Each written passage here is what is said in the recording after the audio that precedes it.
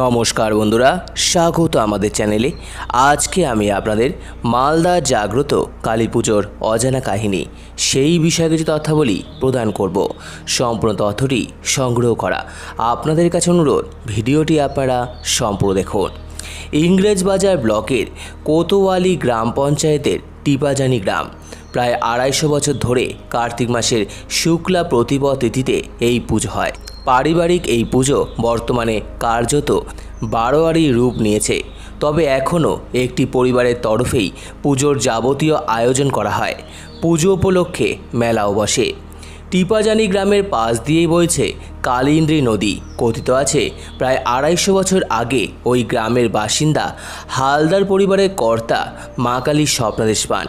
দেবী তাকে নির্দেশ দেন কালিন্দ্রির হাহাজান ঘাটে তাদের 3 বোনের কাঠামো ভেসে আসছে, তিনি যেন সেই কাঠামোগুলি তুলে পুজোর ব্যবস্থা করেন।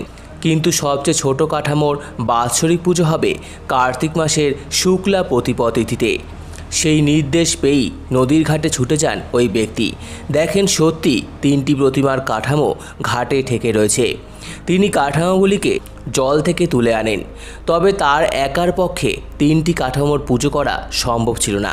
তাই বড় 2টি কাঠামো তিনি এলাকারই 2 জনের হাতে তুলে দেন। ছোট কাঠামোটি তিনি নিয়ে যান নিজের বাড়িতে। সেই থেকেই শুরু কালী পুজো। পরবর্তীতে এলাকার বিভিন্ন ব্যক্তি নাকি স্বপ্নাদেশে জানতে মা কালীরা মোট 22 বোন। বড় 2 বোন হলেন ঝাপড়ি কালী ও ঝুরঝুরিয়া কালী।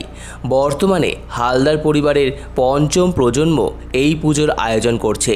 দেবীর স্বপ্নাদেশে প্রথম থেকে মা কালীর প্রতিমা তৈরি করে আসছেন পরিবারের সদস্যরাই। বড় বোন ঝাপড়ি কালীকে গ্রামের মধ্যেই প্রতিষ্ঠা করা হয়, আর বাকি 21 জন বোন গ্রামের বাইরে আশ্রয় নেন। ধানতলা থেকে পাকা রাস্তার ধারে মা কালীকে প্রতিষ্ঠা করা হয়। বড় 2 বোনের পুজো হওয়ার পর ছোট বোনের পুজো করা হয়। এই পুজোয় বলি প্রথা চালু রয়েছে। 150 থেকে 200 পাঠা বলি দেওয়া হয়। তো আমার এই ভিডিওটি ভালো লেগে থাকলে অবশ্যই লাইক করুন, আমাদের চ্যানেলকে সাবস্ক্রাইব করুন, শেয়ার করুন, কমেন্ট করুন এবং ধন্যবাদ।